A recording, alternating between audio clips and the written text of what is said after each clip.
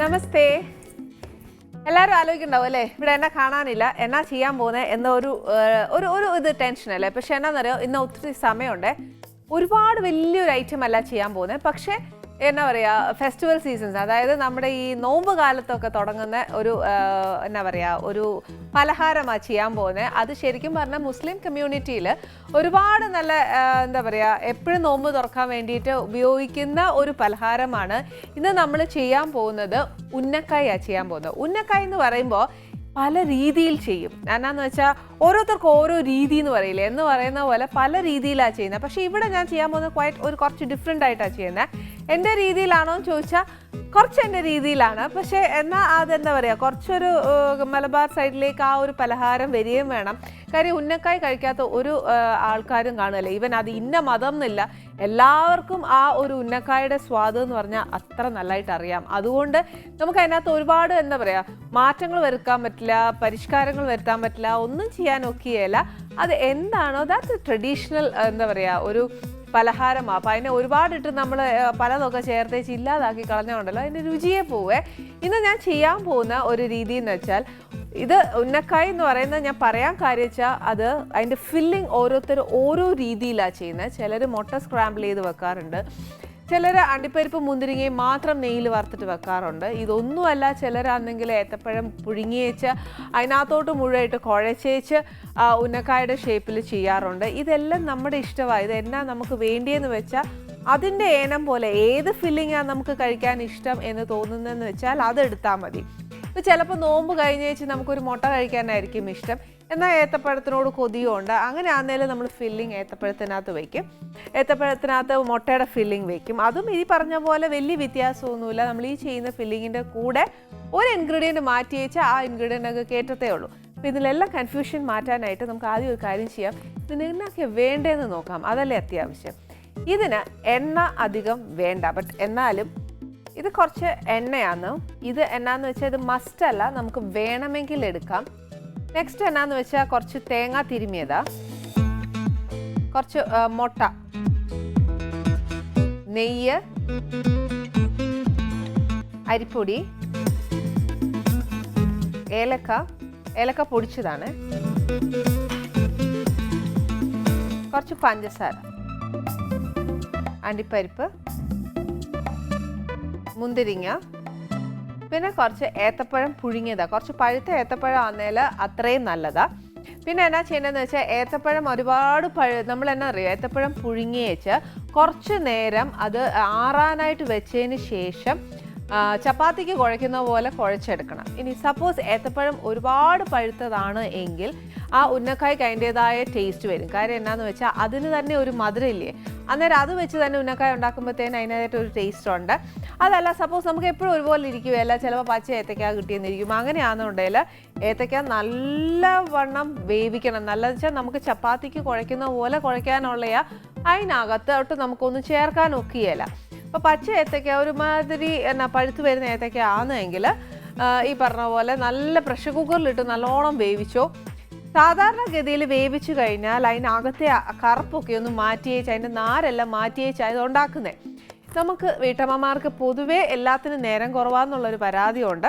അപ്പോൾ എന്നാ ചെയ്യുന്നത്, അത് മാറ്റിയില്ലേലും കുഴപ്പമൊന്നുമില്ല. ഇത് എന്നാ പറയുക, മലബാർ സൈഡിലുള്ള ഉമ്മമാർ കാണുവാണ്, എന്നോട് ക്ഷമിക്കണം. കാര്യം എല്ലാവരും എന്നാണെന്നറിയോ, ധൃതി പിടിക്കുന്ന കാര്യമാണ് പറയുന്നത്. അന്നേരം അവർക്കും ഇതൊക്കെ ഒരു നോമ്പ് തുറക്കുന്ന സമയത്ത് ഉണ്ടാക്കാൻ വേണ്ടിയിട്ട് ഒരു എളുപ്പവഴി പറയുന്നതേ ഉള്ളൂ. ആ നാരെടുക്കണം എന്നില്ല, അതായിട്ട് ചേർത്ത് കുഴയ്ക്കാം. ഇനി ഇതെല്ലാം പോയിട്ട് ഭയങ്കരമായിട്ട് പഴുത്തൊരു ഏത്തപ്പഴം കിട്ടുവാന്നുവെങ്കിൽ ചിലപ്പോൾ നമ്മൾ പുഴുങ്ങി എടുക്കുമ്പോഴത്തേക്ക് അതിനകത്ത് ഭയങ്കര വാട്ടറി കണ്ടൻറ്റ് കൂടുതൽ കാണുമേ. അപ്പോൾ എന്നാ ചെയ്യേണ്ടതെന്ന് വെച്ചാൽ, വാട്ടറി കണ്ടൻറ്റ് കൂടുമ്പോഴത്തേക്ക് നമ്മൾ കുഴയ്ക്കുമ്പോൾ ചപ്പാത്തി മാവ് അങ്ങനെ ലൂസായിട്ടിരിക്കും. അങ്ങനെ ലൂസായിട്ട് ഇരിക്കാതിരിക്കാൻ വേണ്ടിയിട്ട് ഇച്ചിരി അരിപ്പൊടി ചേർത്ത് നമ്മൾ കുഴയ്ക്കുവാന്നേൽ ആ ചപ്പാത്തി മാവിൻ്റെ അത്രയും വരണം. ഇപ്പം മനസ്സിലായില്ലേ, 3 ഏത് ടൈപ്പ് ഓഫ് ഏത്തപ്പഴമാണ് കിട്ടുന്നതെന്ന് വെച്ചാൽ അതനുസരിച്ച് നമ്മളതിനെ എന്നാ പറയുക ചെയ്തെടുത്തോണം. ഇപ്പോൾ ഫസ്റ്റ് ഇവിടെ എനിക്ക് ഒരുവിധം പഴുത്ത ഏത്തക്കായ കിട്ടി. പിന്നെ ഇതിനകത്ത് ഒറ്റൊരു കാര്യം എന്നാന്നറിയോ, ഈ പറഞ്ഞ പോലെ ഏത്തപ്പഴം ആക്കി എല്ലാം ചെയ്തു. ഇത് ചില സമയം നമ്മുടെ കയ്യിൽ ഒട്ടിപ്പിടിക്കും. ഒട്ടിപ്പിടിക്കുമ്പോൾ എന്നാന്ന് വെച്ചാൽ ഞാൻ കഴിയുന്നതും മൈദായോ കോൺഫ്ലവറോ അല്ലെങ്കിൽ അരിപ്പൊടിയോ ഇതൊന്നും ഞാൻ കഴിയുന്നതും നമ്മൾ ഏത്തപ്പഴത്തിനകത്ത് ചേർക്കാതിരിക്കുന്നതാണ് അതിൻ്റെ രുചി. അഥവാ ഇങ്ങനെ ആവുകയാണെ മാത്രം ചേർത്താൽ മതി.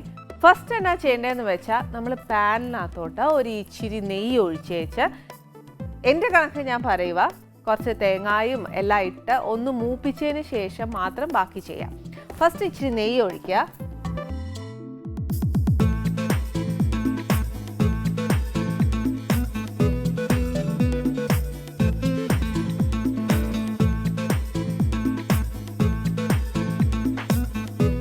നെയ്യ് ചൂടായി കഴിയുമ്പോൾ കുറച്ച് അണ്ടിപ്പരിപ്പ്,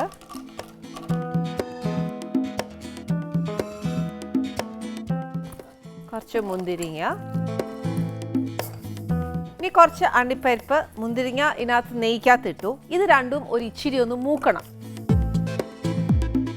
അതായത് മുന്തിരിങ്ങ വലിയ സമയമൊന്നും എടുക്കുകയല്ല അത് മൂക്കാനായിട്ട്, പക്ഷെ ആ ഒരു മൂപ്പ് മതിയാവും നമുക്ക് അണ്ടിപ്പരിപ്പിനും.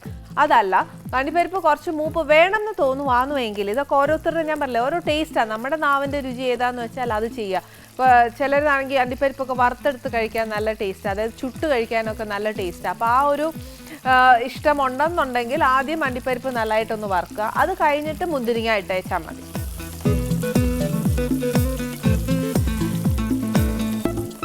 ചിലപ്പോൾ നമ്മളിത് വറുക്കുമ്പോഴത്തേനും ഉണ്ടല്ലോ നമ്മുടെ ആ പരുവം തെറ്റിപ്പോവേ. അതുകൊണ്ടാണ് ഞാൻ പറഞ്ഞത് നമ്മുടെ ഏനനുസരിച്ച് അതങ്ങ് ചെയ്താൽ മതി.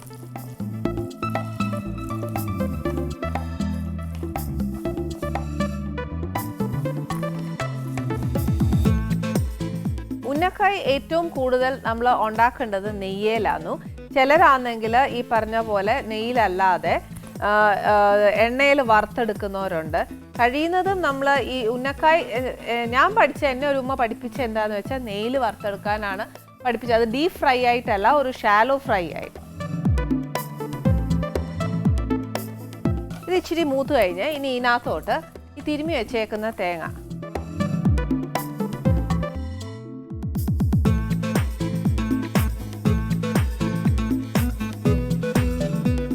ഏറ്റവും നല്ലത് ഒരു പച്ച തേങ്ങയാണെങ്കിൽ ഏറ്റവും നല്ലതാണ്, നല്ല ടേസ്റ്റാണ്.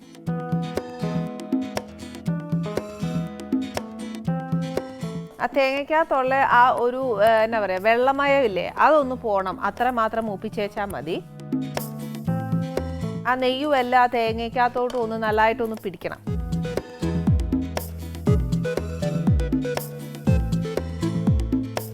ഇപ്പോൾ തേങ്ങ ഒരു ഇച്ചിരി മൂത്ത് കഴിഞ്ഞ് ഇനി എന്നാ ചെയ്യേണ്ടതെന്ന് വെച്ചാൽ നമുക്ക് മധുരമില്ലേ അതനുസരിച്ച് ഇതിനകത്തോട്ട് ചേർക്കുക. കുറച്ച് മതിയെങ്കിൽ അത് മതി. ഇനി പച്ച ഏത്തക്ക ആന്നുവെങ്കിൽ ഏത്തക്ക കുഴയ്ക്കുന്ന സമയത്ത് ഇച്ചിരി മധുരവും കൂടി ഇട്ടു, അല്ലേ ഒട്ടും മധുരം കാണുകയല്ലേ.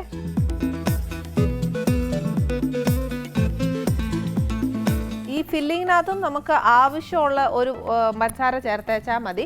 ഇതിന് അളവെന്നൊക്കെ പറയുവാണെങ്കിൽ നമ്മൾ എടുക്കുന്ന ആ ഒരു ക്വാണ്ടിറ്റി നമ്മളെല്ലാം ഇളക്കി കഴിഞ്ഞ് കഴിയുമ്പോഴത്തേക്ക് അതിൻ്റെ ഇച്ചിരി ഒന്ന് മധുരം നോക്കുക. ആ മധുരം എത്ര പോരാൻ തോന്നുവാണെങ്കിൽ നമ്മൾ നമ്മുടെ അളവിനനുസരിച്ച് ചേർക്കുകയല്ലേ എന്ന് പറഞ്ഞുകൊണ്ട് അതനുസരിച്ച് ചേർത്തേച്ചാൽ മതി.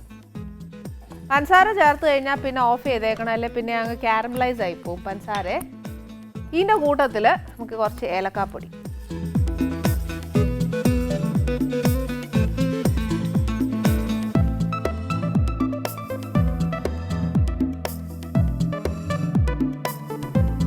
ഇത് ഇവിടെ തന്നെ ഇരിക്കട്ടെ. നെക്സ്റ്റ് എന്നാ ചെയ്യേണ്ടതെന്ന് വെച്ചാൽ ഏത്തക്ക എടുത്തേച്ച്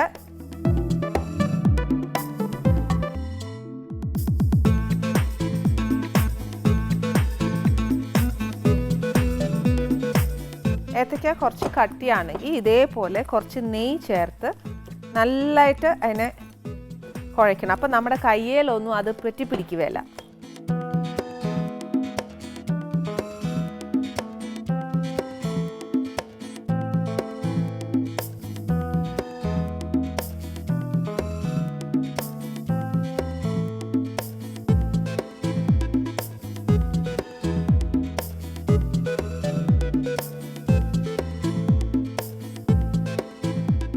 ഇത് നല്ലതായിട്ട് കുഴച്ച് വെച്ച് നമ്മുടെ കയ്യെ പറ്റിപ്പിടിക്കാത്ത രീതിയിൽ അതിന് ഇച്ചിരി നെയ്യ് ഒഴിച്ചോ. ഒരുപാട് നെയ്യ് ഒഴിക്കേണ്ട, എന്നാന്നറിയാം നമ്മൾ കുഴയ്ക്കുമ്പോഴത്തേക്ക് ഈ ഏത്തപ്പഴത്തിനകത്തോട്ടൊക്കെ നെയ്യ് അങ്ങ് പോവുക.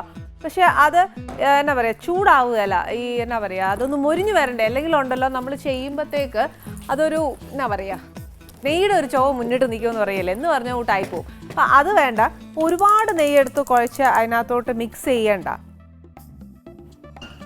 ഇനി അടുപ്പിനകത്തോട്ട് ഒരു പാൻ വെച്ച് സാധാരണഗതി എല്ലാവരും ചെയ്യുന്ന എന്നാണെന്നറിയാവോ, ചില രീതിയിൽ ഇതിപ്പോൾ എൻ്റെ രീതിയിൽ ആ ഉമ്മ പഠിപ്പിച്ച മാതിരിയാണ് ഞാൻ പറയുന്നത്. ചിലത് എങ്ങനെയാണെന്ന് വെച്ചാൽ നമ്മൾ എണ്ണ ഒഴിച്ച് നിറച്ച് എണ്ണ ഒഴിച്ച് അതിനകത്തോട്ട് മുട്ടയുടെ വെള്ള അടിക്കും. മുട്ടയുടെ വെള്ള അടിച്ച് ഈ നമ്മൾ ഉണ്ടാക്കുന്ന ഉന്നക്കായ് കയ്യിൽ വെച്ച് പരത്തി അതിൻ്റെ ഷേപ്പ് ആക്കി വെച്ച് മുട്ടയുടെ വെള്ളയിൽ മുക്കി എണ്ണയിലിട്ട് വറുത്ത് കോരുകയാണ് ചെയ്യുന്നത്. പക്ഷേ അത് അത്രയും എണ്ണ വേണ്ടാന്നുണ്ടെന്നുണ്ടെങ്കിൽ വേണ്ട. അല്ലെന്നുണ്ടെങ്കിൽ മുട്ട ഉപയോഗിക്കണം എന്നുണ്ടെങ്കിൽ ഇതിനെ ഒന്ന് സ്ക്രാമ്പിൾ ചെയ്തിട്ട് അണ്ടിപ്പരിപ്പ് മുന്തിരിങ്ങയും മാത്രം നെയ്യിൽ വറുത്ത് ഈ മുട്ടയും കൂടെ അതിനകത്തിട്ട് അതിനകത്ത് വയ്ക്കാം ഫില്ലിംഗ് ആയിട്ട്. ഇപ്പം ഞാൻ ഈ മുട്ട എടുത്ത് എന്നാന്ന് വെച്ചാൽ നിങ്ങൾക്ക് ആ രണ്ട് കാര്യവും പറഞ്ഞു തരാൻ വേണ്ടിയിട്ടാണ്. അല്ലാതെ ഇപ്പോൾ ഈ മുട്ട എന്നാ ഉപയോഗിക്കാത്ത എന്ന് ചോദിക്കരുത്.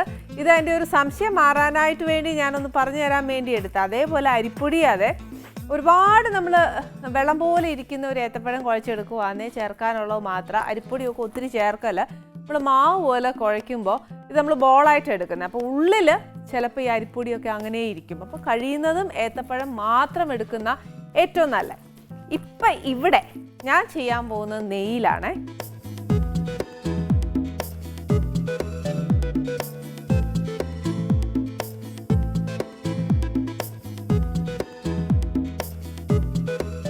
ഇച്ചിരി നെയ്യ് അങ്ങോട്ട് നമ്മുടെ കൈവെള്ളയെ തൂത്തേച്ച്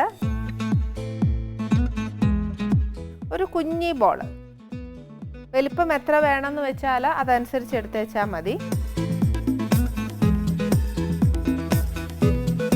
എന്നുവെച്ചാൽ നല്ല അസലായിട്ട് അത് പരത്തുക.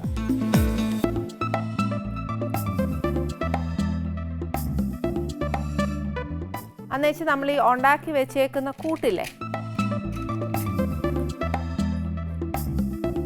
കൂട്ട് കുറച്ചെടുക്കുക, ഇതിൻ്റെ ഉള്ളിൽ വെക്കുക. എന്നിട്ട് ഇതിനെ കംപ്ലീറ്റ് ആയിട്ട് ഉള്ളിലേക്ക് ആക്കുക.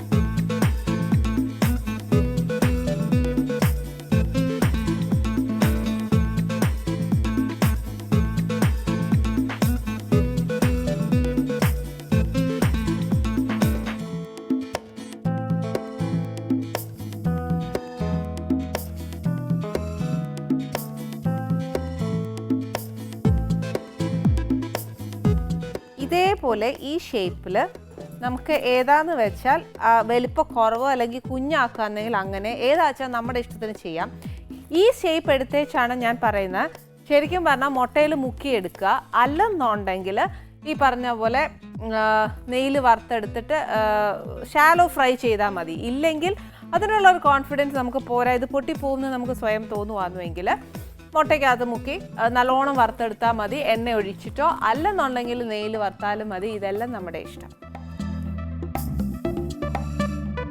ധൃതി കൂട്ടി എന്തായാലും വറുക്കാൻ പറ്റത്തില്ല. കാര്യം എന്നാണെന്നറിയാവോ, അത് ആ പാനയിൽ ഒട്ടിപ്പിടിക്കും. ചീനച്ചട്ടി ആന്നേലും അത് ഒട്ടിപ്പിടിക്കും. അതിൻ്റേതായ സമയം കൊടുത്തില്ല എന്നുണ്ടെങ്കിൽ അവസാനം ഉന്നക്കായുടെ പകുതി ഭാഗം ചീനച്ചട്ടിയെ കാണും, പകുതി നമ്മുടെ കാണും. അപ്പോൾ ഇച്ചിരി ക്ഷമയോടുകൂടി അത് വറുത്തെടുക്കാനൊക്കത്തുള്ളൂ. പിന്നെ ഏത്തപ്പഴമാന്നു നമ്മൾ വിചാരിക്കുന്ന പോലെ ചപ്പാത്തി മാവ് പോലെ കുഴയ്ക്കാനൊക്കെ ഞാൻ പറഞ്ഞു. പക്ഷേ നമ്മൾ വിചാരിക്കുന്ന അത്രയും എളുപ്പമല്ല ഈ ഒരു ഏത്തപ്പഴം കുഴച്ചെടുത്ത് പരത്തി അതിനകത്ത് ഫില്ലിങ് വെച്ചിട്ട് എടുക്കുക എന്ന് പറയുന്നത് അത്ര എളുപ്പമുള്ള കാര്യമല്ല. ഇച്ചിരി ക്ഷമയോടുകൂടി ചെയ്യണം. ആദ്യം ഞാൻ ഇതൊന്ന് പതുക്കെ പതുക്കെ വറുത്തെടുക്കട്ടെ.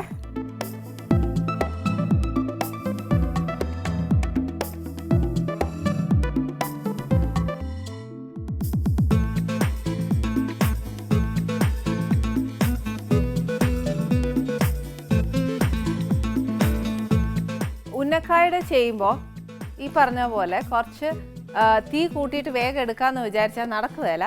കാര്യം എന്നാന്ന് വെച്ചാൽ അത് പെട്ടെന്ന് കരിഞ്ഞു പോകത്തേ ഉള്ളൂ. നമ്മൾ വിചാരിക്കുന്ന ആ ഒരു ടേസ്റ്റ് വരണം എന്നുണ്ടെങ്കിൽ ഈ പറഞ്ഞ പോലെ ഇച്ചിരി ക്ഷമയോടുകൂടി തന്നെ അത് ചെയ്യണം.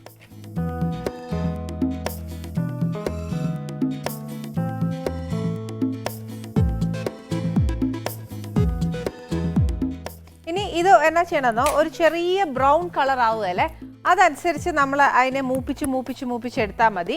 ഇതിനകത്ത് ഞാൻ പറഞ്ഞ പോലെ മുട്ട വേണമെങ്കിൽ വെക്കാം. ഇനി അഥവാ ഞാനിപ്പോൾ ഉരുട്ടിയപ്പം നമ്മുടെ കയ്യിലൊക്കെ ഒട്ടിപ്പിടിക്കുന്ന കൂട്ടാകുകയാണെങ്കിൽ എന്നാ ചെയ്യേണ്ടത് അറിയോ, നമ്മൾ ചെറുതായിട്ട് അതെല്ലാം ഫില്ലിങ് എല്ലാം അകത്ത് വെച്ച് കംപ്ലീറ്റ് അകത്ത് വെച്ച് നമ്മൾ റോൾ ചെയ്ത് ആ ഷേപ്പ് ആക്കി എടുത്തതിന് ശേഷം ഒരു കാര്യം ചെയ്താൽ മതി. അരിപ്പൊടി ഒരു പ്ലേറ്റിലോട്ട് ഇട്ടേച്ച് ഒന്ന് റോൾ ചെയ്തെടുത്തു കഴിഞ്ഞാൽ നമ്മുടെ കയ്യിൽ ഒട്ടിപ്പിടിക്കുകയില്ല. അറ്റ് ദ സെയിം ടൈം അത് ഇച്ചിരി മൊരിഞ്ഞും വരും.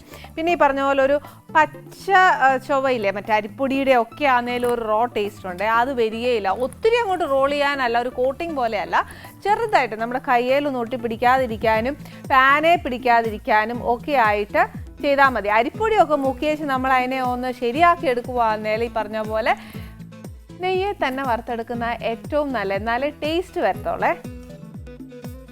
ഏത്തപ്പഴം പച്ചയാണെങ്കിൽ ഈ പറഞ്ഞ പോലെ ഇച്ചിരി പഞ്ചസാരയും കൂടി ഇട്ട് കുഴച്ചേച്ചാൽ മതി. പഞ്ചസാരയോ അല്ലെങ്കിൽ പഞ്ചസാര പൊടിച്ചതോ ഏതാ നമ്മുടെ കയ്യിലുള്ളതെന്ന് വെച്ചാൽ അത്.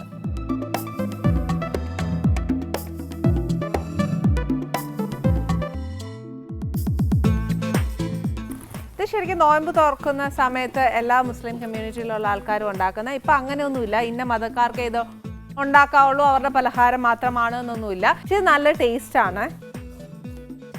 ഇതിനൊരു ബ്രൗൺ കളറാക്കി എടുത്തേച്ചാൽ മതി.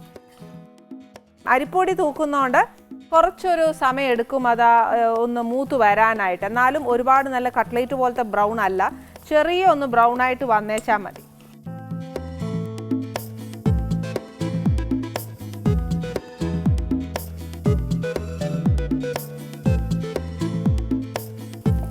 നല്ല മുരിഞ്ഞ കഴിക്കാൻ ഇഷ്ടമുണ്ടെങ്കിൽ അങ്ങനെ എടുക്കാം, അതല്ല ചെറിയ ഷാലോ ഫ്രൈ ആണെങ്കിൽ അങ്ങനെ. ഇത് ശരിക്കും ഒരു ഷാലോ ഫ്രൈയിൽ കഴിക്കുന്നതാണ് നല്ലത്.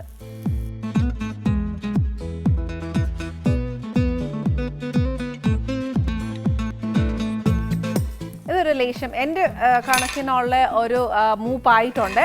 ഇത്രയും മതി എനിക്ക്. ഞാൻ ഉണ്ടാക്കുമ്പോഴത്തേന് ഇത്രയും മൂപ്പിക്കുകയുള്ളൂ. അതല്ല ഇനിയിപ്പോൾ നമുക്ക് ഇച്ചിരി കൂടി ഫ്രൈ ആക്കണമെന്നുണ്ടെങ്കിൽ ആക്കാം. ഒത്തിരി മുരിക്കാതിരുന്നേച്ചാൽ മതി. മുരിച്ച് കഴിഞ്ഞാൽ ഉണ്ടല്ലോ അതിൻ്റെ ആ ടേസ്റ്റ് മാറുക. അപ്പോൾ ഇത്രയും മുരിച്ചാൽ മതി എനിക്ക്. പിന്നെ ഈ പറഞ്ഞ പോലെ നമ്മുടെ ആനീസ് കിച്ചണിൽ എപ്പോഴും നമുക്കുണ്ടല്ലോ ഫാമിലി ആയിട്ട് വരുന്നതാ എപ്പോഴും ഇഷ്ടം. കാര്യം നമ്മുടെ ആനീസ് കിച്ചൺ എന്ന് പറയുന്നത് ഓൾവേസ് എ ഫാമിലി ഷോ. എല്ലാവരുടെയും എല്ലാ ഷോസും ഫാമിലി ഷോസ് ആണ്. ബട്ട് സ്റ്റിൽ നമ്മുടെ ഒരു പ്രത്യേക എന്താ പറയുക, ഒരു ഇഷ്ടം കൂടുക എന്ന് പാഷ്വാലിറ്റി എന്നാ പറഞ്ഞാലും കുഴപ്പമില്ല. നമുക്കൊരു ഇഷ്ടം ഉള്ളതുകൊണ്ട് നമ്മുടെ ആനീസ് കിച്ചണിൽ എപ്പോഴും ഫാമിലി ആയിട്ട് വരുന്നതാണ് എനിക്ക് ഏറ്റവും ഇഷ്ടം. അപ്പം ഞാൻ ഒറ്റയായിട്ട് വരുമ്പോൾ എനിക്കൊക്കെ ഭയങ്കര വിഷമമാണ് എന്നാ ഒറ്റയ്ക്ക് വന്നതെന്നൊക്കെ ചോദിക്കുന്നത്.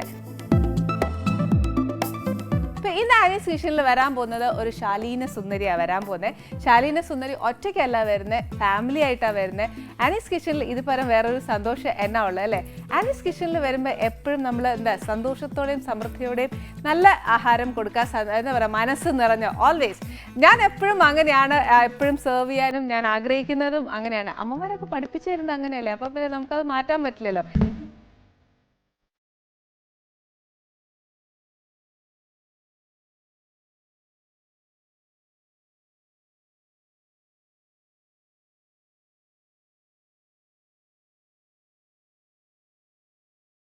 ഈ ശാലീന സുന്ദരീനെ ഞാൻ പരിചയപ്പെടുത്തേണ്ട കാര്യമില്ല. കാര്യം എൻ്റെ അമ്മമാർക്ക് എല്ലാവർക്കും ഈ ലീന എപ്പോഴും വന്നുകൊണ്ടിരുന്നതാണ് ടി വിയിൽ. പക്ഷേ ഇടയ്ക്ക് എവിടെയോ ഒന്ന് നാട് വിട്ടു.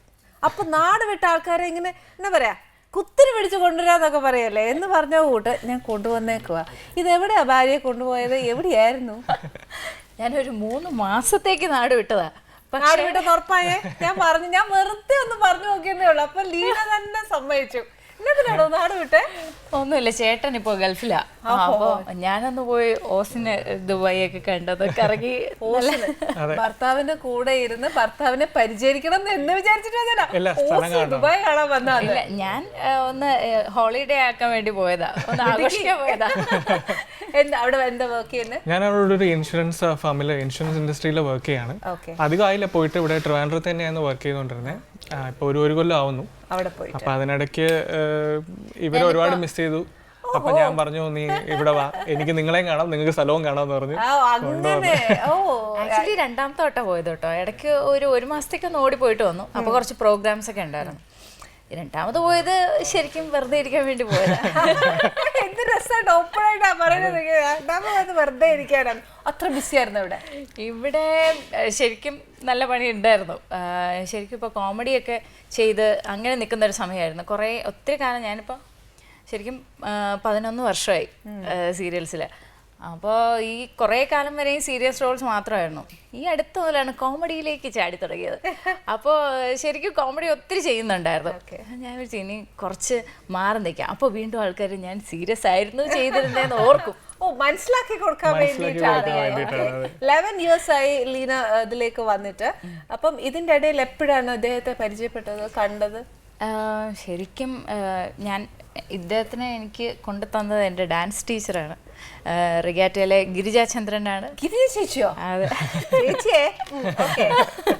അപ്പോൾ ടീച്ചറിൻ്റെ മോള് മാധവി, ചിക്കുവും ഇദ്ദേഹവും വളരെ വലിയ ക്ലോസ് ഫ്രണ്ട്സാണ്. അപ്പോൾ അവർ ബാംഗ്ലൂർ പോകുമ്പോൾ ഇവരുടെ വീട്ടിലൊക്കെ താമസിച്ചിട്ടുണ്ട്. ഇവർ ബാംഗ്ലൂരായിരുന്നു കുറേ കാലം. അപ്പോൾ ടീച്ചറിന് ഭയങ്കര ഗ്യാരണ്ടിയുള്ള ഒരു പയ്യനും ഭയങ്കര ഗ്യാരണ്ടിയുള്ള ഒരു പെൺകുട്ടിയും. അപ്പോൾ ഞങ്ങളെ ഒരുമിപ്പിക്കണമെന്ന് ടീച്ചറിന് തോന്നി. അങ്ങനെ ടീച്ചർ കൊണ്ടുവന്ന പ്രപ്പോസലാണ് ഇത്. ഓക്കെ. അപ്പൊ ശരിക്കും ലീനനെ അവിടെ വെച്ച് കണ്ട് ഇഷ്ടപ്പെട്ടതാണോ, ആസ് ആൻ ആക്ട്രസ് ഇഷ്ടപ്പെട്ടാണോ? ലീന സീരിയൽസ് ഒക്കെ കാണുമായിരുന്നു. അപ്പോൾ ആളെ അറിയാം. പിന്നെ ചിക്കു ഇങ്ങനെ പറഞ്ഞ് സംസാരിച്ച് പിന്നെ ഇവിടെ വരുമ്പോഴൊക്കെ ഞാൻ കണ്ടിട്ടുണ്ട്. കണ്ട് ഇഷ്ടം വന്നു, പറഞ്ഞു. ഇവിടെ ഇരിക്കുന്നു. പിന്നെ വിട്ടുകൊടുത്തില്ല? പിന്നെ വിട്ടില്ല, കൂടെ കൊണ്ടുപോകുന്നു. കൂടെ അങ്ങ് ബാംഗ്ലൂർ കൊണ്ടുപോയി. കുറച്ച് കഴിഞ്ഞപ്പോൾ ആളെ തിരിച്ച് ട്രിവാൻഡ്രത്തോട്ട് കൊണ്ടുപോകുന്നു. അപ്പൊ ഞാൻ വീണ്ടും ഗൾഫിലോട്ട് കൊണ്ടുപോയി. മിക്കവാറും എന്നെ തിരിച്ച് തിരുവനന്തപുരത്തോട്ട് കൊണ്ടുപോയി. എന്താന്ന് വെച്ചാൽ ലീന കുറെ നല്ല ക്യാരക്ടേഴ്സ് ചെയ്തിട്ടുണ്ട്. ഈ പറഞ്ഞ പോലെ കുശുംബി അല്ലെങ്കിൽ അരിശം വരുന്ന ഒരാള്, എന്താ പറയാ, ചിലപ്പോൾ പാവം ക്യാരക്ടേഴ്സ് ചെയ്തിട്ടുണ്ട്. ഭയങ്കര ശാലീന സുന്ദരിയായിട്ടുള്ള ക്യാരക്ടേഴ്സ്, പല ക്യാരക്ടേഴ്സ് ചെയ്തിട്ടുണ്ട്. പക്ഷെ കണ്ടുപിടിച്ചത് ഏതാണ്ട് ഒരു പ്രേതമായിട്ട് അഭിനയിച്ച സമയത്താണ് കണ്ടുപിടിച്ചത്. അതിലത്രയും ഭംഗിയായിരുന്നു. ആദ്യമായി കാണുന്നത് പ്രേതത്തിന്റെ രൂപത്തിലാണ്. അപ്പൊ ഞാൻ ചിക്കുവിന്റെ അരങ്ങേറ്റം ബ്രോഷറിൽ ആളുടെ ഫോട്ടോ ഉണ്ടായിരുന്നു. അപ്പൊ ഞാൻ എൻ്റെ അമ്മയുടെ അടുത്ത് പറയുന്നുണ്ടായിരുന്നു, അമ്മ ഇത് നമ്മുടെ പ്രേതമല്ലേ രഹസ്യം സീരിയലിലേന്ന്. അതുകൊണ്ട് പ്രേതരൂപത്തിൽ കണ്ടു, ഇനി വേസ്റ്റ് ഒന്നും കാണാനില്ല. പ്രേതത്തെ പ്രേമിച്ച ഒരു പയ്യൻ എന്നൊക്കെ പറഞ്ഞ് നമ്മൾ പണ്ടൊക്കെ അമ്മച്ചിമാരൊക്കെ പറയുന്നത് കേട്ടിട്ടുണ്ട് അല്ലേ? ഈ പണ്ട് കാലത്തൊക്കെ കാവി പോലെ അങ്ങനെ പോലെ അവിടെ പ്രേതമുണ്ട് അങ്ങനെയൊക്കെ എന്ന് പറഞ്ഞ് നമ്മളെ വിലക്കുവല്ലേ എന്ന് പറഞ്ഞ കൂട്ട് ഈ പ്രേതത്തെ കണ്ട് പ്രേമിച്ച ചെറുക്കൻ എന്നൊക്കെ പറഞ്ഞിട്ട് ഒരു ക്യാപ്ഷനൊക്കെ. അതിന്റെ കാര്യം എന്താണെന്ന് ചേച്ചി ഓർക്കണം. ഇതെല്ലാം പോട്ടെ. ഒരു കാര്യം ചെയ്തിട്ട് പ്രേതത്തെ കണ്ട് പ്രേമിച്ചു ഇഷ്ടപ്പെട്ടു. വീട്ടില് പ്രേതാണോ ശാലീന സുന്ദരിയാണോ? അങ്ങോട്ട് നോക്കണ്ട, എന്നെ നോക്കി പറഞ്ഞു വെച്ചാൽ മതിയേ. ഇവിടെ ആംഗ്യ ഭാഷ വേണ്ട, എന്നെ നോക്കിയാൽ മതി. ഇല്ല, വീട്ടിലെ ശാലീന സുന്ദരിയാണ്, പക്ഷെ ചില സമയങ്ങളിൽ പ്രേതമാവും. അത് എന്താ പറയാ, ചുമ്മാ അങ്ങനെ എപ്പോഴൊന്നും ഇല്ല. ചിലപ്പോഴൊക്കെ ഒരു ദിവസം 2-3 പ്രാവശ്യമൊക്കെ, അത്രേ ഉള്ളൂ. ഒരു ദിവസം 2-3 പ്രാവശ്യം താങ്കളെ പേടിപ്പിക്കും. മനസ്സിലായല്ലോ എന്താണ് ഗൾഫിൽ എല്ലാം മനസ്സിലായി. ഇപ്പൊ മനസ്സിലായി. അവിടെ ഇരുന്നോ, കൊല്ലത്തിൽ ഒന്നും വന്നാൽ മതി കേട്ടോ. വല്ലപ്പോഴും വന്ന് കാണുമ്പോഴത്തേക്ക് ആ സ്നേഹമൊക്കെ എന്തുണ്ടാവും. പക്ഷെ ഇല്ല, ബട്ട് സ്റ്റിൽ അല്ലേ, നിങ്ങൾക്കായാലും മിസ് ചെയ്യുന്നുണ്ടാവും ഒരുപാട് പ്രാവശ്യം. ഒരു വൺസ് ഇൻ എ ഇയർ കാണുന്നവർക്ക് അതിൻ്റെതായ ഒരു പ്രയാസങ്ങൾ, പിന്നെ നമ്മുടെ ജീവിത രീതി, അത് എല്ലാം നമുക്ക് നോക്കണം. അതുകൊണ്ട് നമ്മൾ understood. Leena after marriage serials ഒക്കെ ചെയ്യുന്നുണ്ട്. ആഫ്റ്റർ മാരേജ് ആണ് ആക്ച്വലി കേരളം വിട്ടുപോയി സീരിയൽ ചെയ്തത്. തമിഴിലൊരു സീരിയൽ ചെയ്തിരുന്നു, പാസമലർ എന്ന് പറഞ്ഞിട്ട്.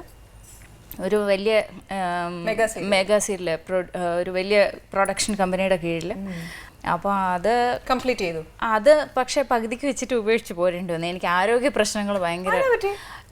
അവിടെ ചെല്ലുമ്പോൾ അവരുടെ ഫുഡ് നമുക്ക് ശീലമല്ലേ, അപ്പം അത് ഭയങ്കര ബുദ്ധിമുട്ടായിരുന്നു. അങ്ങനെ അത് പകുതി വഴിക്ക് അവസാനം അവരുടെ കാല് പിടിച്ച് അവിടെ നിന്ന് പോന്നു. പിന്നെ ഇവിടെ ഒത്തിരി സീരിയൽസ് ചെയ്തിരുന്നു ആ സമയത്ത്. അപ്പോൾ ഇദ്ദേഹം ബാംഗ്ലൂരായിരുന്നു. അപ്പോൾ എൻ്റെ പണി ഇവിടെ ഒരു ഷെഡ്യൂൾ ചെയ്യും, ട്രെയിൻ കയറി അവിടെ ചെല്ലും. അപ്പോൾ അവർ പറയും ഡേറ്റ് മാറി തിരിച്ചു വരുമെന്ന്, അടുത്ത ഫ്ലൈറ്റിന് ഇവിടെ വരും. ഇത് തന്നെയായിരുന്നു. അങ്ങനെയാണ് ഞങ്ങൾ പിന്നെ ട്രിവാൻഡ്രം ആക്കാമെന്ന് വിചാരിച്ചത്. ഓക്കെ. ഒരു നല്ല ആക്ട്രസ് എന്ന നിലയ്ക്ക് ഏറ്റവും കൂടുതൽ സപ്പോർട്ട് ചെയ്യുന്നുണ്ട്, because still she's in the field. ശരിക്കും പുള്ളിക്കാരുടെ അഭിനയമൊക്കെ കണ്ടിന്യൂ ചെയ്യണം എന്നും as an actress she should continue എന്ന് തോന്നിയിട്ടുണ്ട്. കാരണം ഒരാൾക്ക് കഴിവുള്ളതുകൊണ്ടാണല്ലോ അയാൾ ആ ഫീൽഡിൽ തന്നെ കുറേ വർഷം നിൽക്കാൻ പറ്റുന്നത്. ആ കഴിവ് ഇഷ്ടപ്പെട്ടതുകൊണ്ട് തന്നെ കല്യാണവും ആളെ ഇഷ്ടപ്പെടാനും ആ പുള്ളിക്കാരുടെ വർക്ക് ടോട്ടലി സാറ്റിസ്ഫൈഡ് ആണ്. പിന്നെ എനിക്ക് പുള്ളിക്കാരിയുടെ ഒരു ആഗ്രഹമുണ്ട്. പുള്ളിക്കാരിക്ക് ഒരു സ്ക്രിപ്റ്റിങ്ങിലോട്ടും ഡയറക്ഷനൊക്കെ ചെയ്യാൻ ആഗ്രഹമുള്ള ഒരാൾ. അപ്പോൾ എനിക്ക് അത് ഈ ആക്ടിങ്ങിന്റെ കൂടെ തന്നെ അതിലും പുള്ളിക്കാരിക്ക് ഈ ഇപ്പൊ കഴിവ് തെളിയിച്ച പോലെ തന്നെ അതിലും തെളിയിക്കാൻ പറ്റണം എന്ന് ആഗ്രഹമുണ്ട്. അതിന് വേണ്ടിയിട്ടുള്ള സപ്പോർട്ട് ചെയ്യുന്നുണ്ട്. ഒരു ഷോർട്ട് ഫിലിം ഡയറക്റ്റ് ചെയ്തു. ഇങ്ങനെ ഒരു സീരിയലൊക്കെ ചെയ്യണം എന്ന ആഗ്രഹമുണ്ട്. കാരണം പുള്ളിക്കാരി വളർന്നു വന്ന ഫീൽഡ് അതാണല്ലോ. അപ്പോൾ സീരിയൽസിൽ ഇങ്ങനെ സ്ക്രിപ്റ്റ് ചെയ്യണം, ഡയറക്റ്റ് ചെയ്യണം എന്നൊക്കെ ആഗ്രഹമുണ്ട്. ഓക്കെ, ഇതൊക്കെ നേരത്തെ പറഞ്ഞിട്ടുണ്ടാവും അല്ലെങ്കിൽ ബേസിക്കലി അറിഞ്ഞിട്ടുണ്ടാവും. പക്ഷെ ഒരു ഫാമിലി സ്റ്റാർട്ട് ചെയ്യുമ്പം ഒരു ഡിമാൻഡ് അങ്ങോട്ടും ഇങ്ങോട്ടും വല്ലതും വെച്ചിട്ടുണ്ട്? താൻ അങ്ങോട്ട് കൊടുത്തിട്ടുണ്ടോ വല്ലതും? ഞാൻ ഇന്ന പോലെ ചെയ്യും, അത് എന്റെ പോലെ ആവും എന്നൊക്കെ? ഇല്ല, ഒന്നുമില്ല. അപ്പൊ ഒന്നും ഡിമാൻഡ്സ് ആയിട്ടൊന്നുമില്ല. ഞാനൊരു ആഗ്രഹം പറഞ്ഞിരുന്നു. കാരണം എനിക്ക് ഈ ഫീൽഡിനോട് ഒരു ഇഷ്ടമാണ്, വളരെ ഇഷ്ടമാണ്. അതിനും പ്രാധാന്യം ഡാൻസിനുണ്ടായിരുന്നു. അപ്പോൾ ഇത് രണ്ടും തുടർന്നാൽ കൊള്ളാം എന്ന് ഞാൻ പറഞ്ഞിരുന്നു. കാരണം മുൻപ് പ്രപ്പോസൽ വരുമ്പോഴൊക്കെ നമുക്കൊക്കെ ഉള്ളൊരു പ്രധാന പ്രശ്നം, അന്ന് നേരിട്ടിരുന്ന ഒരു പ്രശ്നം എന്ന് പറഞ്ഞാൽ സീരിയലിലുള്ളതാണ്. അങ്ങനെ ഒരു പ്രശ്നം ഉണ്ടായിരുന്നു അന്ന്. ഇപ്പോഴത്തെ കാലഘട്ടത്തിൽ സീരിയലുള്ള കുട്ടിയാണ് ഒന്നും പറയണ്ട, ബാക്കി അതിനകത്തുണ്ട് എന്നാണ് പറയുന്നത്. അപ്പോൾ ഞാൻ ഇദ്ദേഹത്തിനോട് പറഞ്ഞിരുന്നു, ഞാൻ സീരിയലിലൊക്കെ ഉള്ളതാണ്, അതിനെന്താ. ഞാൻ പറയട്ടെ, ലീന പറയുമ്പോ പോലും എനിക്ക് അതിന്റെ പ്ലസ് മൈനസ് മനസ്സിലാവുന്നില്ല. ഞാനും ഒരു ആക്ട്രസ് ആണ്, താനും ഒരു ആക്ട്രസ് ആണ്. അതിനകത്ത് എന്നാടോ പാട്? ഞാൻ വളർന്ന സ്ഥലം, പുള്ളിക്കാരി വളർന്ന ഒരു ഗ്രാമത്തിലാണ്. അപ്പോൾ സീരിയല് വന്ന സമയത്തോ അല്ല, അങ്ങനെയല്ല, ആരെങ്കിലും ഒരാള് പറഞ്ഞാലും മതി. അത് നമ്മുടെ മനസ്സിൽ കിടന്നിട്ട് അതിങ്ങനെ ചിലപ്പോൾ എല്ലാരും പറഞ്ഞിട്ടുണ്ടാവില്ല, ഒരാളായിരിക്കും പറഞ്ഞിട്ടില്ല. അപ്പൊ ഞാൻ പറഞ്ഞു അത് വിട്ടേക്ക്, നമ്മള് രണ്ടുപേരുടെ ലൈഫ് നമ്മുടെ വീട്ടില് നമ്മളെ വീട്ടില് അടുപ്പ് എത്തണമെങ്കിൽ നമ്മൾ വർക്ക് ചെയ്യണം, നമ്മുടെ ഇഷ്ടത്തിനനുസരിച്ച് ചെയ്യണം. റൂമേഴ്സിന് എത്രയാണ് സ്ഥാനം? എത്രയായാലും നമുക്കറിയാം, വേർഡിന്റെ അർത്ഥം തന്നെ അറിയാം. സോ ഇഗ്നോർ ഇറ്റ്, അത്രേ ഉള്ളൂ. റൂമേഴ്സിന് ഒരിക്കലും സ്ഥാനം കൊടുക്കല്ല. ചില സമയം അത് നെഗറ്റീവ് പവർ ആവാറുണ്ട് അല്ലേ? ഇപ്പോഴത്തെ കാലഘട്ടത്തിൽ കുഴപ്പമില്ലേ ചേച്ചി? ഒരു 10 വർഷം മുൻപുള്ള കാര്യമാണ് ഞാൻ പറയണത്. അപ്പോൾ പ്രത്യേകിച്ചും ഞങ്ങളുടെ നാട്ടിൻപുറം ഇപ്പോഴും നാട്ടിൻപുറം. എവിടെ ലീനയുടെ ശരിക്കും? എൻ്റെ പ്രോപ്പർ സ്ഥലം മുല്ലശ്ശേരി എന്നാണ് പറയാ. അല്ല, മുരുക്കുമ്പുഴ മുല്ലശ്ശേരി. ആക്ച്വലി അത് ചിറയൻകീഴ് പോകുന്ന വഴിക്കാണ് മുരുക്കുമ്പുഴ. അപ്പോൾ അവിടെ ഇപ്പോഴും ബസ് സർവീസ് ഒന്നും ഇല്ലാത്ത സ്ഥലമാണ്. അപ്പൊ ഇപ്പോഴും അങ്ങോട്ട് ബസ്സില്ല. ഒരു ജംഗ്ഷനിൽ ഇറങ്ങിയിട്ട് ഒരു 2-3 കിലോമീറ്റർ അകത്തോട്ട് നടക്കണം. ഞാനൊരു കാര്യം പറയട്ടെ, സാധാരണഗതി എല്ലാവരും നമ്മുടെ ഇവിടെ വന്നേച്ച് അല്ലെങ്കിൽ ഒരു പബ്ലിക് സ്ഥലത്ത് പോയി കഴിഞ്ഞാൽ, അല്ലെങ്കിൽ ഒന്നും വേണ്ട, 10 ഫ്രണ്ട്സിന്റെ കൂടെ ഇരിക്കുമ്പോ എന്നാ ചെയ്യുന്നറിയോ? ഒന്നുമില്ലെങ്കിലും നമ്മുടെ നാടിനെ പറ്റി 10 ഒന്നും ഇല്ലേലും പുകഴ്ത്തി പറയുവേ. ഇത് നോക്ക്, ഇപ്പോഴും അവിടെ ബസ് സർവീസ് ഇല്ല, അവിടെ ഒരു ഡെവലപ്മെന്റും ഇല്ല. എന്റെ പൊന്നു നാട്ടുകാരെ, കേൾക്കുന്നില്ലേ കുഞ്ഞു പറയുന്നേ? പക്ഷെ ഞാൻ പറയും, ഇതൊന്നും ഇല്ലേലും നല്ല മനസ്സുള്ള നാട്ടുകാരായിരിക്കും. നല്ല മനസ്സുള്ള നാട്ടുകാരാണ്. കാരണം ഞാൻ ബാംഗ്ലൂരിൽ നിന്ന് ജീവിച്ചിട്ട് വന്ന് പിന്നെ അത്യാവശ്യം നാട്ടുകാരായിട്ടൊക്കെ ഇടപെടുന്നത് കല്യാണം കഴിഞ്ഞ് വന്ന് ഇവരുടെ എല്ലാ അടുത്തടുത്ത വീട് എല്ലാ റിലേറ്റീവ്സും എല്ലാവർക്കും തമ്മിൽ അറിയാം, എല്ലാവരും എല്ലാവരുടെ കാര്യത്തിൽ ഇടപെടും. പക്ഷെ അതൊരു നല്ലൊരു കാര്യമാണ്. ഇപ്പോഴത്തെ കാലത്ത് ഇപ്പൊ സിറ്റിയിലൊക്കെ അത് ഏറ്റവും കൂടുതൽ നഷ്ടപ്പെടുന്നു പോകുന്ന ഒരു കാര്യം അല്ലേ? മറ്റേ നമ്മുടെ ഒരു വീട്ടിലൊരു എന്തെങ്കിലും ഒരു ആഘോഷം വന്നു കഴിഞ്ഞാൽ എല്ലാവരും കൂടുക, ബഹളം വെക്കുക, എല്ലാവരും ചെയ്യുക ഓരോ ജോലികൾ എന്ന് പറയുമ്പോൾ സംതിങ് ഗ്രേറ്റ്. അത് തന്നെ നമ്മുടെയൊക്കെ കുഞ്ഞുനാളിൽ അതൊക്കെ ഇപ്പോഴും എനിക്കൊരു നെസ്റ്റോൾജിയാണ് ശരിക്കും. കസിൻസ് എല്ലാം കൂടെ കൂടുമ്പോഴൊക്കെ ഇതൊക്കെ തനിക്ക് കിട്ടിയ പ്ലസ് പോയിന്റ് ആണോ? അതെന്റെ പ്ലസ് പോയിന്റ് ആണ് തീർച്ചയായിട്ടും. പക്ഷെ ഞാൻ ഇൻഡസ്ട്രിയിൽ വന്നിട്ട് എന്നോട് എപ്പോഴും എല്ലാവരും പറയായിരുന്നു, ലീന അറിയത്തില്ലേ, ലീന മുരുക്കുമ്പുഴ ലീന, മറ്റേ വള്ളി തൂങ്ങി വരുന്നേ. ബസ് സർവീസ് ഇല്ലാത്തോണ്ട് ഇപ്പൊ ആരും പറയാറില്ല. കാരണം ഇപ്പൊ എല്ലാവർക്കും അത് നഷ്ടപ്പെട്ട് തുടങ്ങുമ്പോൾ എല്ലാവരും അവിടെ അങ്ങനെയാണല്ലേ, ഇപ്പൊ അത് ആസ്വദിക്കും. കാര്യം എനിക്കത് ഒരിക്കലും ഒരു മൈനസ് ആയിട്ട് തോന്നിയില്ല. ഇപ്പത്തെ നമ്മുടെ ജനറേഷൻ, ഇപ്പൊ നമ്മുടെ മക്കൾ പോലും ആ ഒരു നല്ലൊരു മൊമെന്റ്സ് നഷ്ടപ്പെട്ടു പോകുന്നുണ്ട് അല്ലെ? എല്ലാരും ഇപ്പൊ കോമ്പാക്ട് ആയി, ന്യൂക്ലിയർ ഫാമിലി ആയി, ആർക്കും സിബ്ലിങ്സ് പോലും ഇപ്പൊ കുറവാ. അപ്പം ആ ഒരു ഒത്തൊരുമിപ്പ്, ബഹളം അതൊന്നും ഇല്ലാതെ പോവാ. പക്ഷെ നമ്മുടെയൊക്കെ കുഞ്ഞുനാൾ നമ്മൾ എന്താ ആഘോഷിച്ചത് അല്ലേ? പാട്ട്, ആക്ട്രസ്, ഡാൻസ് എന്നൊക്കെയാണ് ഒരു ആക്ട്രസിനെ പറ്റി എക്സ്പ്ലെയിൻ ചെയ്യുന്നത് മെയിനായിട്ട്. ആസ് ലീന എന്ന് പറയുന്ന വ്യക്തിക്ക് ഡാൻസ് അറിയാം. അഫ്കോഴ്സ് റിഗാറ്റയില് നമ്മുടെ ഗിരിയ ചേച്ചി പഠിപ്പിച്ചു എന്ന് പറഞ്ഞാൽ പിന്നെ അതിനകത്തൊരു ചോദ്യം എനിക്കില്ല, ഇത് പഠിച്ചില്ലേ എന്ന് ചോദിക്കേണ്ട ആവശ്യമേ ഇല്ല. പിന്നെ അല്ലാതെ എക്സ്ട്രാ എന്തൊക്കെയാണ്? പാട്ടറിയോ? പാട്ട് പാടും. പാട്ടും ശരിക്കും ഡാൻസിനൊപ്പം തുടങ്ങിയതാണ്. ഞാനൊരു 10ാം ക്ലാസ് വരെയും പഠിച്ചു, അരങ്ങേറ്റം കഴിഞ്ഞു, 3-4 കച്ചേരി നടത്തി. പക്ഷെ ഇന്നും എനിക്ക് പാടാൻ പറയുമ്പോൾ ഒരു വിറയില് വരും. വിറച്ചാലും നല്ലതാ, മിണ്ടാതിരുന്നാലും കുഴപ്പമില്ല. പക്ഷേ ഞാൻ ഉണ്ടാക്കിയ ഭക്ഷണം തരണമെങ്കിൽ പാട്ട് പാടി പറ്റും. Sorry, very sorry. കാര്യം എന്താണെന്ന് വെച്ചാൽ എന്റെ പ്രേക്ഷകർക്ക് അറിയാവുന്ന ഒരു കാര്യം, പാട്ട് ഒരു വീക്ക്നെസ് ആണ് എനിക്കല്ലേ. അപ്പൊ പിന്നെ എനിക്ക് പാടാനുള്ള ദൈവം അതിനുള്ള അനുഗ്രഹം തന്നിട്ടില്ല, നശിപ്പിക്കാനും താല്പര്യമില്ല.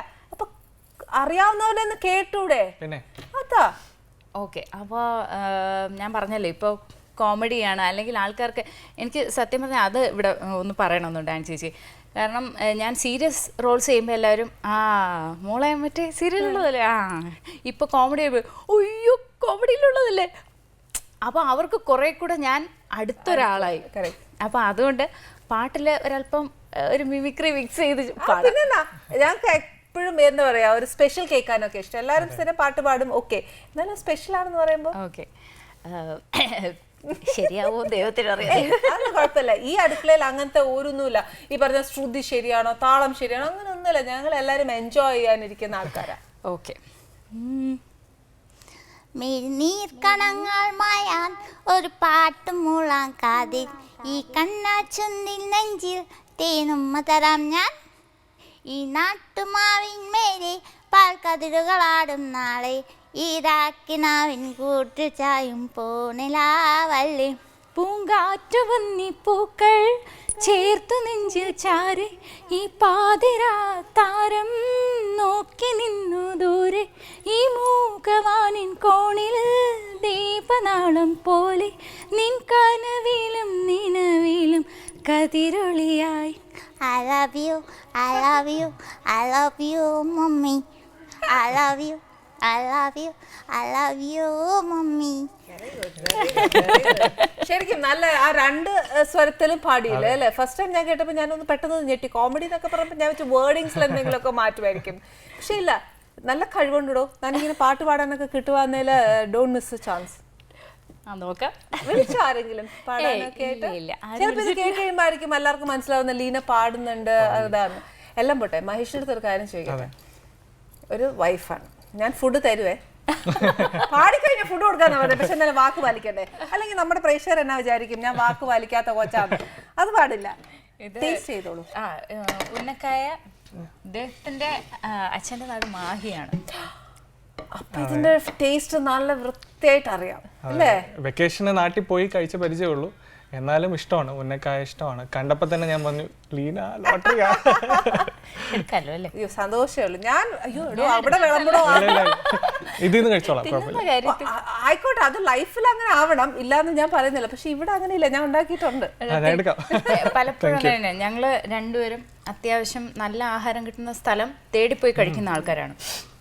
അപ്പോൾ ഇപ്പോൾ ഏതെങ്കിലും ബേക്കറിയിലൊക്കെ പോയി നല്ല പുതിയ പേസ്ട്രി കൊണ്ടുവന്നാൽ ഞാൻ അങ്ങോട്ടൊന്നും നോക്കൂല, പേസ്ട്രി തുറന്ന് ഇങ്ങോട്ട് തിന്നാൻ തുടങ്ങും. പിന്നെ അയ്യോ കഴിച്ചായിരുന്നു നമ്മുടെ വെപ്രാളം കഴിഞ്ഞ ശേഷം അയ്യോ എനിക്ക് ഭർത്താവ് ഉണ്ടായിരുന്നു ചോദിച്ചില്ലല്ലോ എന്നുള്ള ഒരു അവസ്ഥയില്. ഓക്കെ മഹേഷ്, ഇപ്പൊ ഇങ്ങനെയാണ് അവസ്ഥ. എന്തെങ്കിലും ഒരു നല്ല ഭക്ഷണം കണ്ട പരിസരം പോലും നോക്കുകയല്ല, ഭർത്താവാന്ന് പോലും നോക്കുകയല്ല, അങ്ങ് കഴിക്കും. ഇദ്ദേഹം ഉണ്ടാക്കി തന്ന നല്ലൊരു ഫുഡ് ഏതാ? അല്ലെങ്കിൽ പുള്ളിക്കാരി പാചകത്തിൽ എങ്ങനെയാന്ന് പറഞ്ഞാൽ മതി. പാചകത്തിൽ നമ്മുടെ നാടൻ നമ്മളെപ്പോഴും വീട്ടിൽ വയ്ക്കുന്ന ഭക്ഷണങ്ങളിലെല്ലാം നല്ല ടേസ്റ്റിയാണ്. അടിപൊളിയായിട്ട് വയ്ക്കും. ഇറച്ചി മീനും എല്ലാം വയ്ക്കും. ചില സമയത്ത് ചില പരീക്ഷണങ്ങൾ നടത്തും. മിക്കവാറും വിജയിക്കും, ചില സമയത്ത് ആവറേജ് ആയിരിക്കും. അത് അപ്പം തന്നെ ഫീഡ്ബാക്ക് ഉണ്ട്. പരാജയം ഉണ്ടാവാറുണ്ട്. പക്ഷെ നമ്മളത് അല്ല ഇത് ഇങ്ങനെ ആയിരുന്നെങ്കിൽ നന്നായിക്കൂടെ എന്ന് പറഞ്ഞിട്ടാണ്. അല്ല കാരണം ഇനി എന്തെങ്കിലും പറഞ്ഞിട്ട് ഇനി ഉണ്ടാക്കാതിരുന്നാലോ എന്ന് വെച്ചാൽ അതുകൊണ്ട്. പക്ഷെ നാടൻ ഫുഡിലൊക്കെ നല്ല അദ്ദേഹം എങ്ങനെയാണെന്നറിയോ, കുറ്റം പറയുകയാണെങ്കിലും അതിൽ ഇങ്ങനെ ആയിരുന്നെങ്കിൽ നന്നായിരുന്നേ എന്ന് പറയും. എൻ്റെ അച്ഛൻ നേരെ അതിനാണ്, കാശിന് കൊള്ളൂല എടുത്തോണ്ട് പറയും. അപ്പം അത് കേട്ട് ശീലമുള്ളതുകൊണ്ട് എന്ത് കമൻസും സ്വീകാര്യമാണ്. എനിക്ക് ഭയങ്കര ഇഷ്ടമാണ് പാചകം ചെയ്യാൻ. അതുകൊണ്ടാണ് ഞാൻ ഇവിടെ ഇരിക്കുന്നത്, അതും കൂടെ കൊണ്ടാണ് ഇവിടെ ഇരിക്കുന്നത്. ഭയങ്കര ഇഷ്ടമാണ്. ഞാൻ പറഞ്ഞില്ല, ചേച്ചിയുടെ പ്രോഗ്രാമിന്റെ ഭയങ്കര ആരാധികയാണ് ഇദ്ദേഹത്തിന്റെ അമ്മ. അപ്പൊ അമ്മ ആനീസ് കിച്ചൺ, ഞാൻ വരും.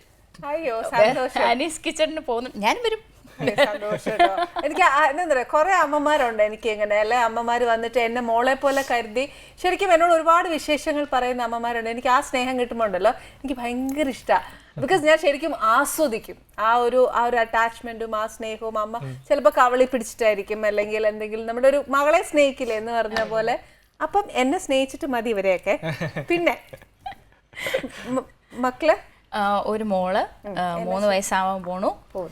അപ്പൊ അമ്മൂമ്മയുടെ പാമ്പർ ചെയ്ത് അതെ. അയ്യോ, പ്രത്യേകിച്ചും എൻ്റെ വീട്ടിൽ ചെന്നാൽ ഈ അപ്പുറം ഇപ്പുറം ഒക്കെ അച്ഛൻ്റെ ബന്ധുക്കളാണ്, സഹോദരന്മാരെല്ലാവരും ഉണ്ട്. അപ്പോൾ ഒരു വീട്ടിൽ നിന്ന് ഒരു വീട്ടിലേക്ക് ഇങ്ങനെ പാമ്പർ ചെയ്ത് ഇങ്ങനെ കൊണ്ട് നടക്കുകയല്ലേ. നല്ലതല്ലേ, ഏറ്റവും നല്ലതല്ലേ അത്. കുഞ്ഞുങ്ങളെ ഏറ്റവും കൂടുതൽ ആസ്വദിക്കട്ടെ അത്. പിന്നെ അമ്മൂമ്മമാരുടെയും എല്ലാം, പിന്നെ അവരുള്ളപ്പം അവരുടെ നല്ല നല്ല കാര്യങ്ങളൊക്കെ കുഞ്ഞുങ്ങൾക്ക് പകർന്നു കൊടുക്കാൻ സാധിക്കും. നല്ലൊരു തലമുറയായിട്ട് വളരുമല്ലോ. നമ്മൾ കൂടുതൽ ടൈം അവരായിട്ട് തന്നെ അങ്ങ് വിട്ടേക്കും. ഈ മാഹിയിലായിരുന്നു അച്ഛന്റെ വീട് എന്ന് പറഞ്ഞു. അച്ഛൻ പഠിച്ചതും വളർന്നൊക്കെ അവിടെ നിന്നാണ്. പിന്നെ ജോലി കിട്ടി ട്രിവാൻഡ്രത്ത് വന്നു. അച്ഛനൊരു ഷെഫായിരുന്നു. അപ്പൊ പിന്നെ അച്ഛൻ പേസ്ട്രി ഷെഫാണ്. അത് സെപ്പറേറ്റ് പറയണം ഞങ്ങൾ. പക്ഷെ ഞാൻ ഒരു കാര്യം പറയാം, കേക്കിൽ ഞാൻ പേസ്ട്രി ഒന്നും ഇതുവരെ ട്രൈ ചെയ്തിട്ടില്ല. ബേക്ക് ചെയ്യും, സാധാ നമ്മുടെ കേക്ക് ബേക്ക് ചെയ്യും. പല പ്രാവശ്യം പേസ്ട്രീസ് ചെയ്യണം എന്ന് വിചാരിച്ചിട്ടുണ്ട്, ഐസിങ് വരെ ചെയ്യും.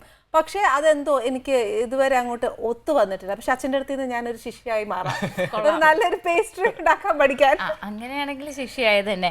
അച്ഛൻ വർക്ക് ചെയ്തിരുന്ന ഹോട്ടൽസിൽ ഉണ്ടാക്കുന്നല്ലാതെ വീട്ടിൽ വന്ന് കാല് പിടിച്ചാലാണ് അച്ഛൻ. ഞാൻ ചോദിച്ച അച്ഛൻ എന്നെ ഒരു ശിഷ്യയായിട്ട് കയറ്റും, ഉറപ്പാ. ഞാൻ എന്തായാലും ചോദിച്ചോളാം, അത് നിങ്ങൾ ആരും ഇടപെടണ്ട. ഇപ്പൊ എന്തായാലും അച്ഛൻ നല്ലൊരു ഷെഫായി, നല്ല ഫുഡ് കഴിച്ച് നല്ല പരിചയം കാണും മഹേഷിന്. ഞാൻ ഉണ്ടാക്കിയ ഞാൻ ഉണ്ടെന്ന് പറയും. ഞാൻ കുറച്ചു നേരം മിണ്ടാതിരുന്നപ്പോ മനസ്സിലായില്ല അല്ലേ? ഞാൻ ആ ടേസ്റ്റിൽ അങ്ങ് പോയിരിക്കും. സൂപ്പർ ആയിട്ടുണ്ട്. ഞാൻ കഴിച്ച് പല വീടുകളിൽ നിന്നും പല ഹോട്ടലുകളിൽ നിന്നും നാട്ടിൽ പോകുമ്പോഴെല്ലാം കഴിച്ചിട്ടുണ്ട്. കാരണം എവിടെയെങ്കിലും നല്ല ഭക്ഷണം കിട്ടുന്ന ഞാൻ പോയി ട്രൈ ചെയ്യുന്ന ഒരാളാണ്. ശരിക്കും ഇഷ്ടപ്പെടും. ഞാൻ കഴിച്ചപ്പോൾ തന്നെ ആ നെയ്യുടെ ടേസ്റ്റ്, കാഷ്യൂ എല്ലാം ആ കഴിച്ചു അത് പോകുന്നുണ്ട്. സോഫ്റ്റ് ആണ്. ഫ്ലേവർ അറിയാൻ പറ്റുന്നുണ്ട്. ചില ഭക്ഷണങ്ങൾ കഴിക്കുമ്പോൾ അതിലുള്ള മെയിൻ ഇൻഗ്രീഡിയൻസ് മാത്രമേ അറിയാൻ പറ്റുന്നുള്ളൂ. പക്ഷെ എല്ലാം ഇങ്ങനെ എടുത്തു നിൽക്കുന്നുണ്ട്. അത് ഈശ്വര, അപ്പം അച്ഛൻ ഇത് കേട്ടല്ലോ അല്ലേ അഭിപ്രായം. അപ്പൊ എന്നെ ഉറപ്പായിട്ട് ഒരു ശിഷ്യയായിട്ട് കൂട്ടിക്കോളൂ. Anyway, I am so thankful to you. കുറച്ച് സമയമുള്ളെങ്കിലും ഇച്ചിരി വിശേഷം പറയാൻ ഇവിടെ വരെ വന്ന് ഇത്രയും വലിയ കാര്യങ്ങൾ പറഞ്ഞു. I am so thankful to you. Thank you so much. ഞാനും അതെ, ആനീസ് കിച്ചൺ സമയം കിട്ടുമ്പോഴൊക്കെ കാണുന്ന ഒരു പ്രോഗ്രാമാണ്. അപ്പോൾ പാചകം പ്രത്യേകിച്ച് ഇഷ്ടമുള്ളതുകൊണ്ട് അമ്മയുടെ ഡയറിയിൽ ഉണ്ടെന്ന് തോന്നുന്നു ആനീസ് കിച്ചൺ എഴുതിയിട്ട് റെസിപ്പി. അമ്മ എല്ലാം എഴുതി വെക്കുന്ന ആളാണ്. വലിയ ബുക്കുണ്ട്, എല്ലാം എഴുതി വെച്ചേക്കും എൻ്റെ മരുമോൾ ഉണ്ടാക്കാൻ വേണ്ടിയിട്ട്. അത് നല്ല കാര്യം. അമ്മ കുറച്ച് കുട്ടികളൊക്കെ ഇങ്ങനെ അടുക്കള കണ്ടു തുടങ്ങുമല്ലോ. പക്ഷെ ലീന അങ്ങനെയല്ല, നല്ലോണം പാചകം ചെയ്യുന്ന കുട്ടിയാണ്. പക്ഷെ എന്നാലും കുറച്ച് നല്ല നല്ല റെസിപ്പീസും എൻ്റെ മരുമോളും പഠിക്കണം എന്ന അമ്മ മരുമോളായിട്ട് കണ്ടിട്ടില്ല, മോളായിട്ട് കണ്ടുകൊണ്ടാണ് അമ്മ അത് എൻ്റെ മോക്കും അതുപോലെ അറിയണം എന്നുള്ളൊരു ചിന്തയിൽ അമ്മ എഴുതി വെച്ചത്. Anyway, thank you very much മോളെ. Thank you so much. Thank U.